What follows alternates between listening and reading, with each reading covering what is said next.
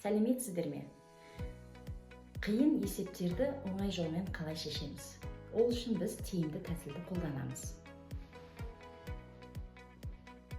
25-ті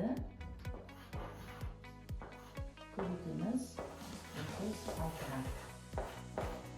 25-ті 36-ға көбейту үшін біз 36-ны бір-екі санның көбейтіндісі түрінде, екі бір таңбалы сандардың көбейтіндісі түрінде жазып аламыз. 25 көбейту 36-ны біз 4 көбейту 9 деп аламыз. Сонда біз 25-ті 4-ке көбейтсек 100 болмай ма? 100-ті 9-ға көбейтсек 900 болады. Бұл мінекей екі таңбалы санды екі таңбалы санға көбейтудің тиімді тәсілі. Енді біз осы тиімді тәсілді 125 көбейту 28 түріндегі үш таңбалы санды екі таңбалы санға көбейтуде қолданып көрейік. Біз 125-ті сол күйі 125 деп жазып аламыз. Көбейту деймізді, 28-ді 4 көбейту 7 деп жазамыз.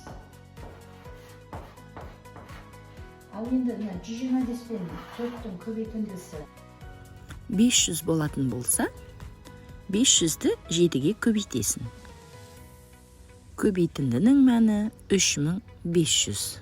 25 пен 32-нің көбейтіндісін және 125 пен 24-тің көбейтіндісінің мәнін тап. Ол үшін мына жерде 32-ні бір таңбалы сандардың көбейтіндісі түрінде жіктеп аласың. Одан кейін 25-ті сол бір таңбалы санның біреуіне көбейтіп, одан кейін шыққан санды екіншісіне көбейтуге болады. Мына жерде де сондай. Алайда, жіктеген кезде 32-ні мысалға 25-ті қандай санға көбейтсең, дөңгелек сан шығады, сол жағында ойлау керек. Егер дөңгелек санды келесі екінші көбейткішке көбейтсең, оңайырақ болады. Мына жерде де сондай. 125-ті көбейту үшін бір таңбалы сандарға 24-ті жіктеп алған кезде, ол жердегі, мына жердегі екі көбейткіш мысалға 6 мен 4, 8 мен 3, 24 шығу үшін, соның ішінде 125-ті қайсысына көбейткенде дөңгелек сан шығады. Сол жағын ойлауды ұмытып кетпе. Іске сәт. Мына жерде екі мысал берілген. 38 бен 4-тің көбейтіндісін 25-ке көбейту керек. Ал бірінші мысалда осындай. 38 бен 4-ті көбейтіп алуға да болады. Оны шыққан санды 25-ке көбейту керек. Ал енді осыны тиімді тәсілмен тез орындау үшін біз телімділік қасиетін қолданамыз. 38-ді 4 пен 25-тің көбейтіндісіне көбейтеміз. 4 пен 25-ті көбейтсек 100 болады. 38-ді 100-ге көбейтсек 3800 шығады. Бұл көбейтудің тиімді тәсілі. Екінші мысалда, біз тағы да көбейтудің тиімді тәсілін пайдаланамыз. Бұл жерде терімділік қасиетін пайдаланамыз.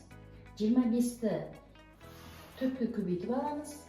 125-ті 8-ге көбейтіп аламыз. Одан кейін шыққан сандарды 9-ға көбейтеміз, бір-біріне көбейтіп.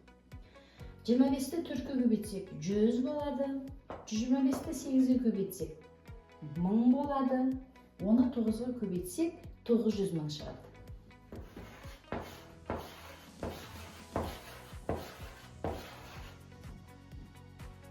Бұл көбейтудің тиімді тәсілі. Көбейтудің үлестірімділік қасиетін қолданып тиімді есептеп көрейік. Біз 26-ны 99-ға көбейту үшін 26-ны 100-ге көбейтуді қарастырайық. Біз 26-ны көбейтеміз 100 азайту 1 деп аламыз, 99-ды. Ол үшін 26-ны 100-ге көбейтеміз. Одан кейін 26-ны 1-ге көбейтеміз. Одан кейін азайтамыз.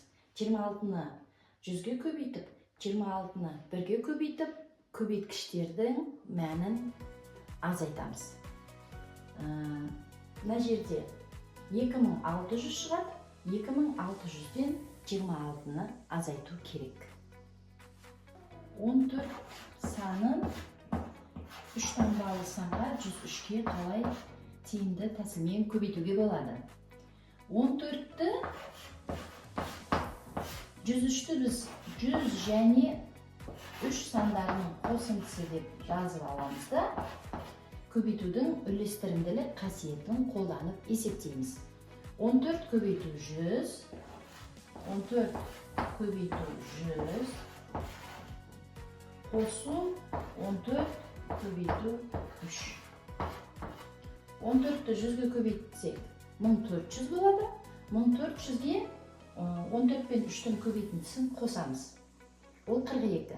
1400-ге 42-ні қосамыз.